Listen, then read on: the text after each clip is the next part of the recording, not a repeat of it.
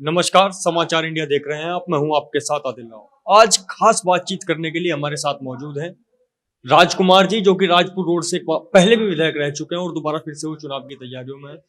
Sir, किस तरीके का रुझान आपको जनता का मिला है? देखिए, जनता का रुझान हमें लगातार कांग्रेस की तरफ बढ़ रहा है। जिस प्रकार भारतीय जनता पार्टी ने कहा था हम सत्ता में आएंगे, महंगाई कम करेंगे, नौकरियां देंगे, किसानों को ऋण माफ करेंगे और इसके साथ साथ विकास कार्यों में भी तेजी लाएंगे, लेकिन यहाँ हमेशा उल्टा हुआ है।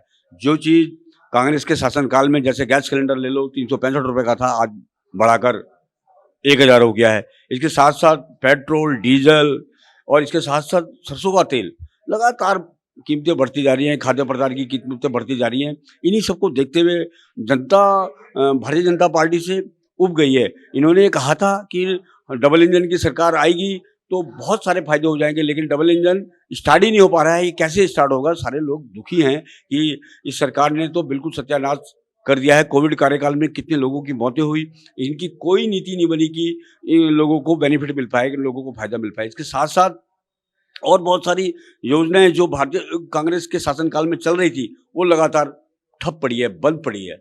इन्हीं को देखते हुए, जैसे कांग्रेस शासनकाल में हमने बहुत बड़ी बड़ी योजनाएं, जैसे इंदिरा गांधी डेवलपमेंट प्लान, विस्पना नदी का सौंदर्यीकरण, बिंदाल नदी का सौंदर्यीकरण और इसके साथ साथ जो नदी के किनारे जो लोग मलिन बस्तियों में निवास कर रहे हैं, उनको मालिकाना हक देने का हमने वादा किया था और हमने शुभारंभ भी कर दिया था। लेकिन इस सरकार ने अतिक्रमण के नाम पे उसको तोड़ने का प्रयास किया है, उसको तोड़ने जा रही है और 3 साल का एक अध्यादेश लेके आई है। तो ये सारी बातें हैं, लोगों की समझ में आ रही है। इन्हीं सभी बातों मुद्दे को लेकर हम लोगों के बीच में जाएंगे और लोगों को बताएंगे कि ये अगर भारतीय जनता पार्टी दोबारा आती है तो लगातार महंगाई और 4 गुनी ज़्यादा करेगी और लोगों को कोई बेनिफिट नहीं होगा, कोई नौकरी नहीं देगी, कोई किसानों का ऋण माफ नहीं करेगी, कोई समाज कल्याण की योजना जितनी चल रही थी, जैसे हम एक व्यक्ति को एक परिवार में 2 पेंसिल दिया करते थे, इन्होंने 1 कर दिए। हम जब बच्ची पैदा होती थी, हम उसके 15,000 की एफडी दिया करते थे, इन्होंने वो बंद कर दिया। हम बच्ची की शादी में, अनुसूचित जाति की बच्ची की शादी में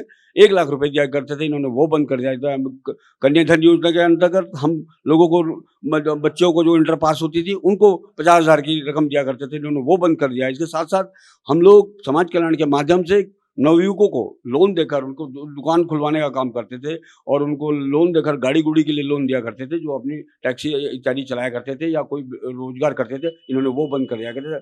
और बहुत सारी योजनाएं ठप पड़ी है, बिल्कुल बंद पड़ी है। इन्हीं सभी मुद्दों को लेकर हम इनके बीच में आपकी विधानसभा में फिलहाल मौजूदा विधायक भारतीय जनता पार्टी के खजानदास जी, और आप बहुत ज्यादा अंतर से नहीं आ रहे थे। काफी नजदीकी चुनाव आपका हुआ था और नजदीकी चुनाव में आपको हार का सामना करना पड़ा था। क्या आपको लग रहा है जनता के मूड को देखकर के इस बार आप उस जो गैप रह गया था उसको पार पा रहे हैं? बिल्कुल उससे गैप तो पार हो गई। पिछली बार मोदी जी बोल के गए थे सभी के खातों में 15-15 लाख रुपए आ जाएंगे, लेकिन एक किसी के खाते में 1 रुपया भी नहीं आया। लोगों ने 500-500, हजार रुपए देकर अपने खाते खुलवाए, हमारी बहनों ने खाते खुलवाए, हमारे भाइयों ने खाते खुलवाए, लेकिन कहीं कोई ब्लैक मनी नहीं आ पाई। वो झूठ जुमले की सरकार है। आदमी झूठ में आ गया, उन्होंने सोचा कि शायद मोदी जी खाते में पैसे डाल देंगे, लेकिन ऐसा नहीं हो पाया। तो मैं इन मुद्दों को लेकर हम जनता के बीच में जाएंगे और जनता ने अपना मूड बना लिया है कि 2022 में कांग्रेस को वापसी दोबारा दिलाएं। क्या राजपुर रोड पर कोई विकास कार्य हुआ है? राजपुर रोड पे विकास कार्य नाम मात्र के लिए, तो राजधानी है, राजधानी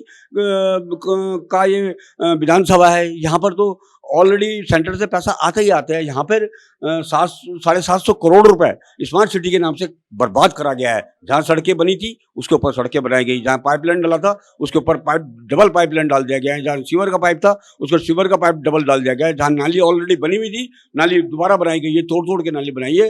तो ये सारा 750 करोड़ रुपया जनता का जो इन्होंने बर्बाद किया है, इसकी जांच हो रही है और हम इसकी, हमारी सत्ता में 2022 में सरकार आती है तो हम इसकी जांच कराएंगे और उन अधिकारी को जेल के हवा पहुंचाएंगे।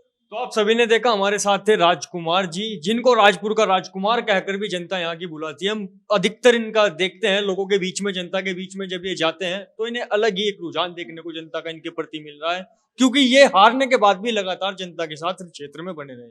और इनका अपडेट आप लोगों को देंगे और दिखाएंगे जिस वक्त विधानसभा क्षेत्र में जाएंगे। फिलहाल के लिए इतना ही। देखते रहिए समाचार इंडिया खबर।